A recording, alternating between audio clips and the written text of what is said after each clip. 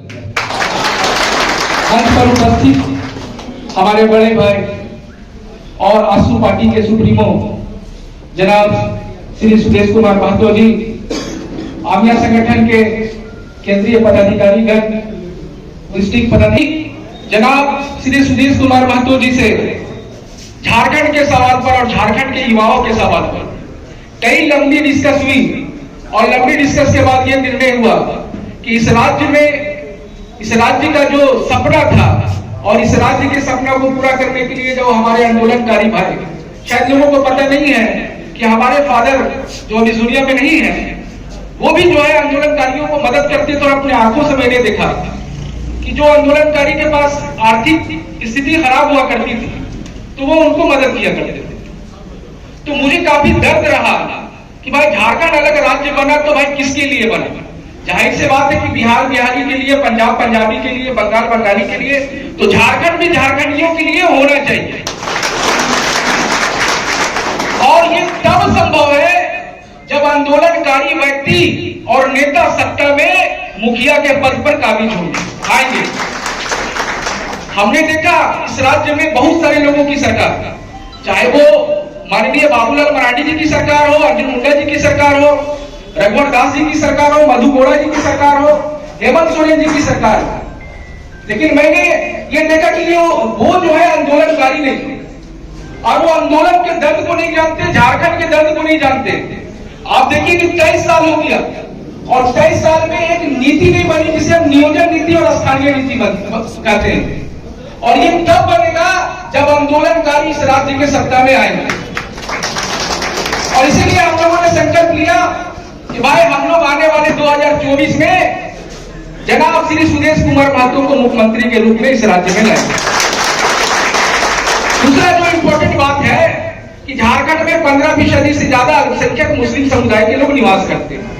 बिहार पुनर्गठन अधिनियम 2000 सेक्शन 85 के तहत जो अधिकार अल्पसंख्यक मुसलमानों को मिलना चाहिए, आज भी वो अधिकारों के लिए हमें संघर्ष करना पड़ा।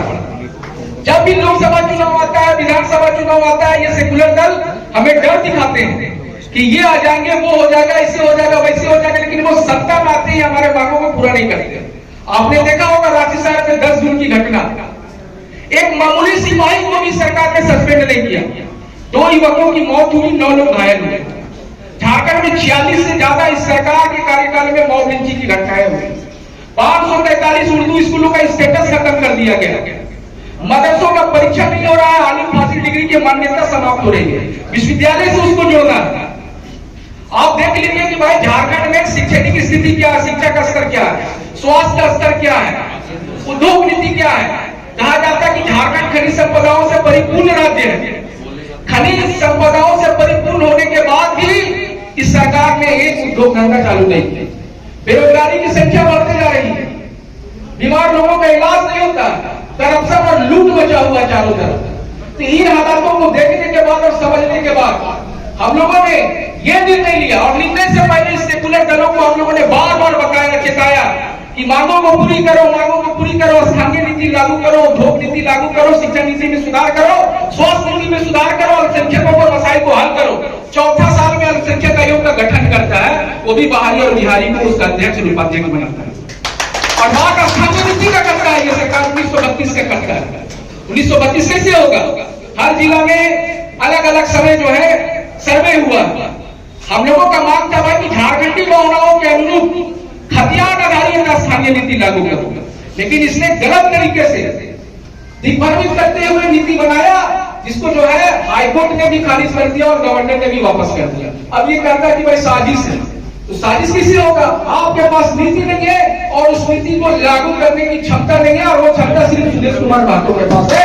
इसलिए हम लोगों ने तय किया कि आसू पार्टी की नीति सिद्धांत जो झारखंडी सिद्धांत है, झारखंड में रहने वाले आदिवासी, मूलवासी, यहाँ के जो दूसरे समुदाय वर्ग के लोग हैं, ये सबको लेकर चलना चाहते हैं और सबको इनको आगे आके इनको बढ़ाना होगा और इनके हाथों को मजबूत करना होगा। क्योंकि समय का अभाव है, बड़े भाई को जाना है।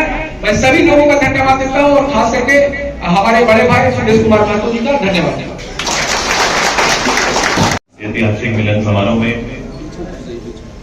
हमारे साथ और मुस्लिम यूथ एसोसिएशन के प्रमुख एस अली जी का सबसे पहले हार्दिक स्वागत करते हैं, अभिनंदन करते हैं। मैं अभिनंदन करता हूं अपने छोटे भाई नौशाद जी का हार्दिक स्वागत है, अभिनंदन है। हमारे बीच स्वाभाविक से आज के इस कार्यक्रम में रांची जिला परिषद की अध्यक्षा यहाँ पर है, मैं उनका हार्दिक स्वागत अभिनंदन करता हूँ। मैं अभिनंदन करता हूँ वाजिया परवीन जी का, जो हमारे संगठन में आज योगदान दे रही है, महिला नेत्री है, मैं इनका हार्दिक स्वागत अभिनंदन। मैं अपने छोटे भाई और झारखंड मुक्ति मोर्चा के जिला के सेक्रेटरी रहे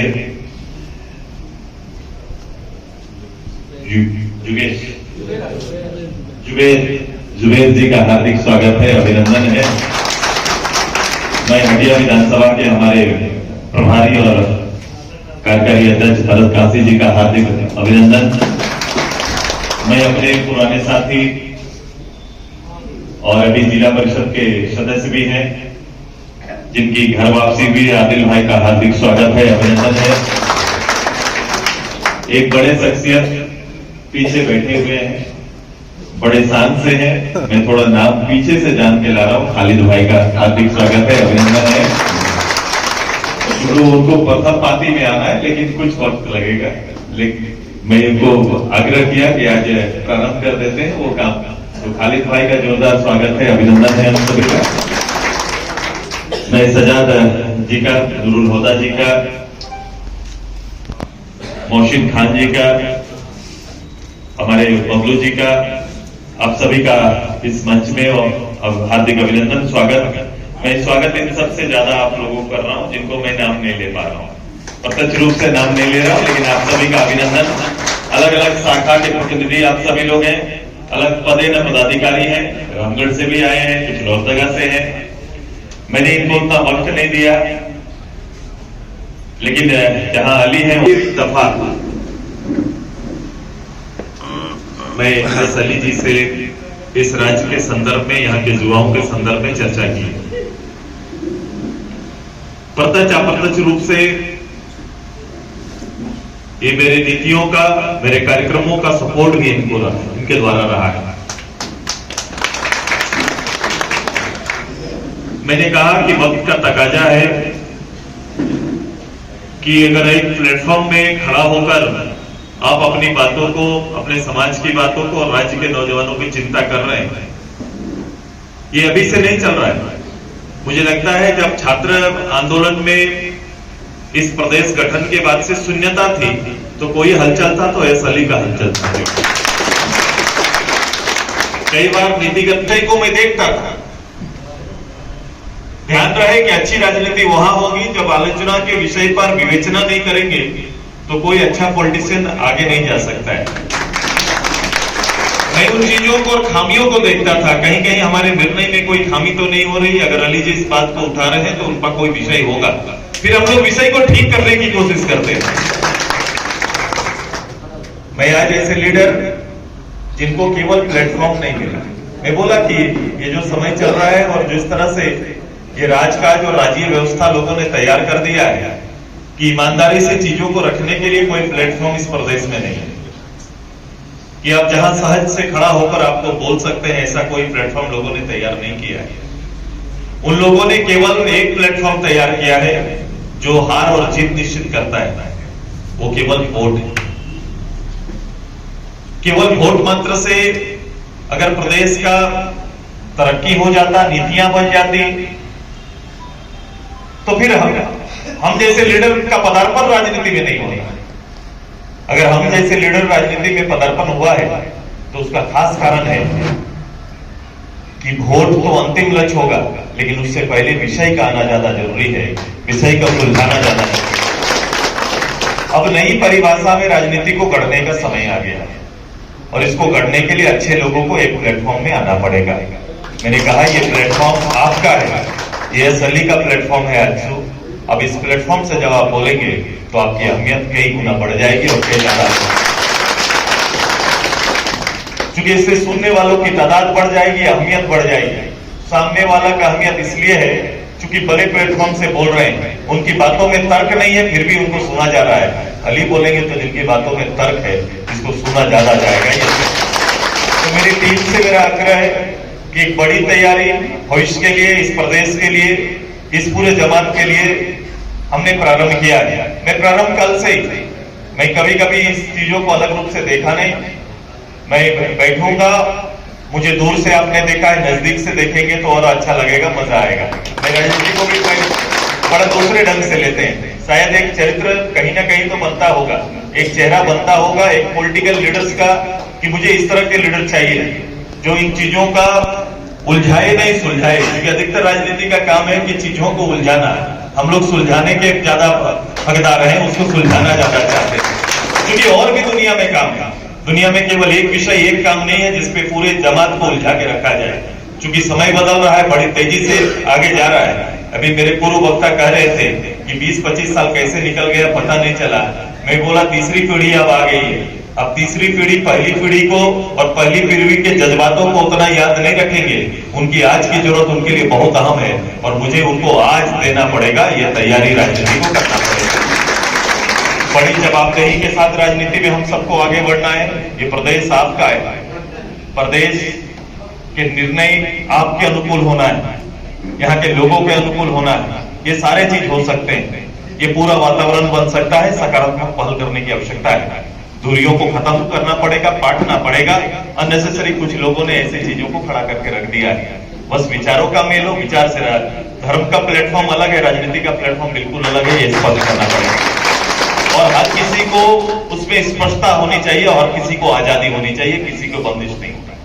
तो ये पूरे दायरे के साथ हम सभी लोग एक जिम्मेदार झारखंड के नागरिक के रूप में, भारत के नागरिक के रूप में हमें अपने काम करने पड़ेंगे और दायित्व निभाना पड़ेगा।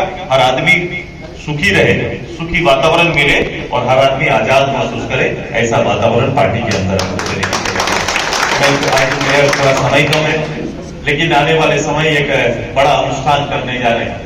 एक बड़ी तपस्या की तैयारी है, वो महाधिवेशन है। मैं आग्रह करूंगा कि अधिवेशन को मैंने दल के अंदर आग्रह करके बड़ा किया। मैंने कहा कि अधिवेशन दल का होगा तो निश्चित रूप से मोराबादी में 3 दिन का समारोह होगा और खत्म हो जाएगा। लेकिन आज की जरूरत के आधार पर इस दल के प्लेटफॉर्म को राज्य का प्लेटफॉर्म बनाया जा सकता है।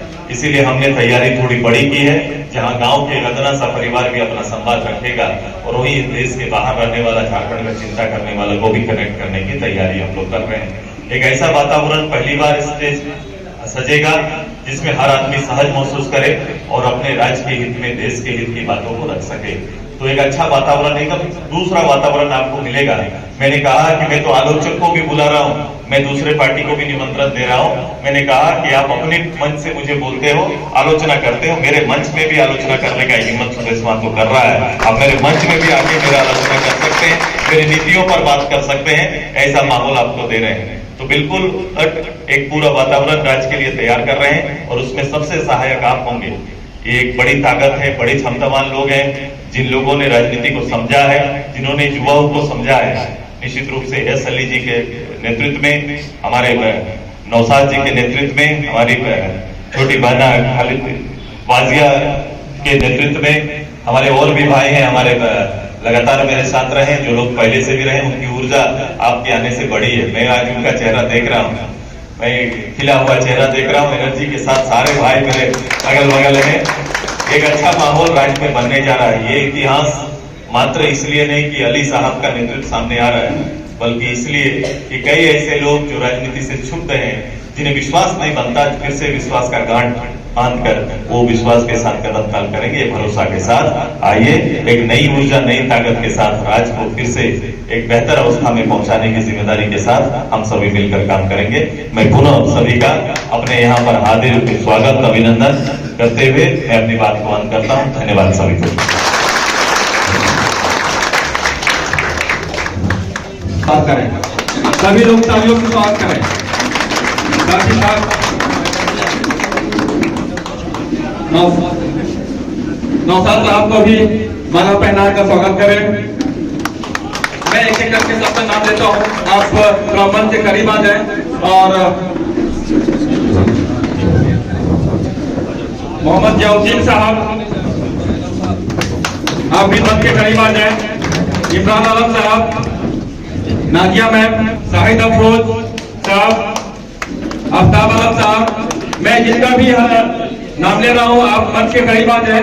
सिंह जी, संदीप चौधरी जी, अश्विनी कुमार जी, रमेश नायक जी, मोहम्मद दानी साहब, क्योंकि नाम मैं कम लिया हूँ लेकिन आज सदस्यता ग्रहण जो है सभी का है, इसलिए मैं चाहूंगा कि आप अपने जगहों मतलब अपने सीट पर रहे, अपने जगह पे रहे, आपको वहीं पे माला और पट्टी दिया जाएगा, क्योंकि यहाँ पे आएंगे तो थोड़ा क्राउड ज्यादा होगा, भीड़ ज्यादा हो जाएगा तो दिक्कत होगा यहाँ पे, है ना। इसलिए आप अपने जगह पर रहें और आपको वहीं पे माला पट्टी पहना करके फोटो सेशन का काम किया जाएगा। आपके संगठन का विधिवत सभी है यहाँ पे और बड़े तादाद में करने के लिए आप अपनी जगहों पे रहें और एक एक करके आए और आंसू पानी की सदस्यता ग्रहण करें। एक एक करके सभी सदस्य आए और आंसू पार्टी की सदस्यता ग्रहण करें।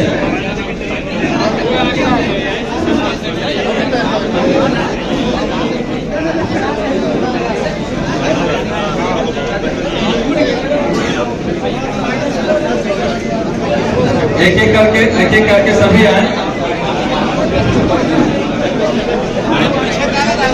बारी बारी से।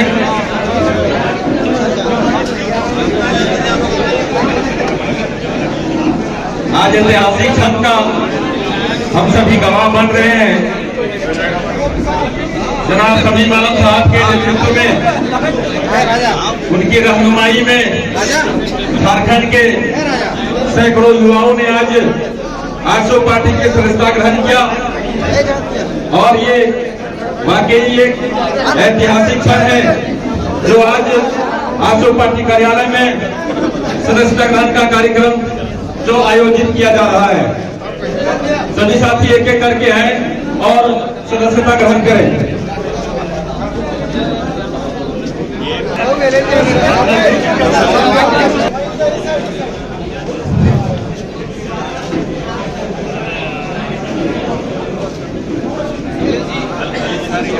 मोर्चा के कुछ पदाधिकारी, एमआई के जिला अध्यक्ष, इन सभी के नेतृत्व में आज एक बड़ा टीम पूरे प्रदेश भर के इनके नेतृत्व करता है, इस पार्टी में योगदान दे रहे हैं।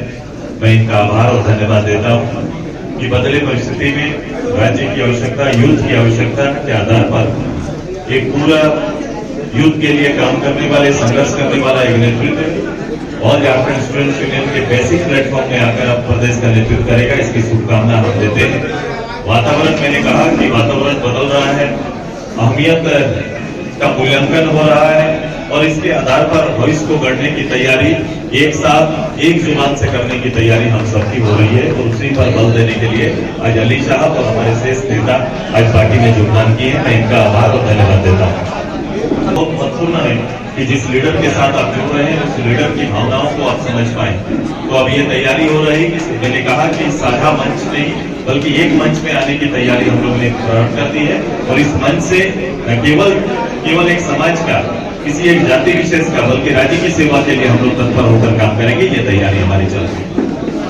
इस बार धन्यवाद व्यक्त करना चाहता हूँ कि एक उचित और समुचित प्लेटफॉर्म हम लोगों को उपलब्ध कराया है आजसू पार्टी के माध्यम से। और आप लोग जानते होंगे कि 2004 से लेकर अब तक जन संगठनों के माध्यम से, सामाजिक संगठनों के माध्यम से हम लोग संघर्ष करते आ रहे हैं। चाहे वो छात्रों का सवाल हो, युवाओं के रोजगार का सवाल हो, स्थानीय नियोजन नीति का सवाल हो, भाषा संस्कृति का सवाल हो, इस राज्य में जो करप्शन का मामला हो उस पर सवाल हो, जेपीएससी का मामला हो और जो दूसरे मामले हो। और सबसे बड़े क्योंकि हम अल्पसंख्यक मुस्लिम वर्ग से संबंध रखते हैं और मुसलमानों का जो मसाइल है उन मसाइलों को लेकर हम लोगों ने संघर्ष किया है। कई मसलों को संघर्ष के माध्यम से सॉल्व भी करवाया गया। बहुत सारे मसले जो है सॉल्व नहीं हो पाए और जिन लोगों ने वादे और हमारे तमाम अजीज साथियों, तमाम प्रखंड से आए हुए, तमाम जिला कमेटी के, सेंट्रल कमेटी के, ब्लॉक कमेटी के और पंचायत कमेटी के सभी पदाधिकारीगण, आज का दिन हमारे लिए ऐतिहासिक दिन है। वो दिन इसलिए है कि हमने पिछले कई सालों से झारखंड छात्र संघ और आमिया संगठन के बैनर तले सरकार को आईना दिखाने की कोशिश की, सरकार के समक्ष सड़क से लेकर सदन के बाहरी पटल पर अपने बातों को रखने की कोशिश की। सरकार बनाए मुद्दों को दरकिनार करती रही और हमारे एक भी मुद्दे को हल नहीं की। 4 साल बीत गया, ये सिर्फ 4 साल नहीं कि उन्होंने 60-70 साल की जिंदगी खपा दी और हमारी भी उम्र करीब 35 से 40 साल अब होने को है। हमने भी 4 से 5 मरतबा इन सेकुलर दलों जो समाज सारे साथी के बात हमारे दिलों को छू रही है। तो साथियों, मैं जो है इस बात के साथ कहना चाहूंगा, राहत तिजोरी के एक शेर है जिसको इस अंदाज में पेश करना चाहूंगा कि अगर खिलाफ है होने दो, जान थोड़ी है। अगर कुछ तब्दीली करके हमारे भी अरमान है, जज्बात है, अधिकार है झारखंड में, हमारे भी अरमान है, जज्बात है, अधिकार है झारखंड में। हम जिंदगी भर के लिए किसी के गुलाम थोड़ी है। दिलाएगा हमको जो हमारा अधिकार, जाएगा हमारा वोट भी अब उसी को। दिलाएगा जो हमको हमारा अधिकार, जाएगा हमारा भी वोट अब उसी को। इस देश में किसी का बपौती मुसलमान थोड़ी है। अपने नस्लों को नहीं देंगे। हमारे सामने एक ऐसा लीडर मौजूद है जो छात्र नेता रहा है और छात्रों को, युवाओं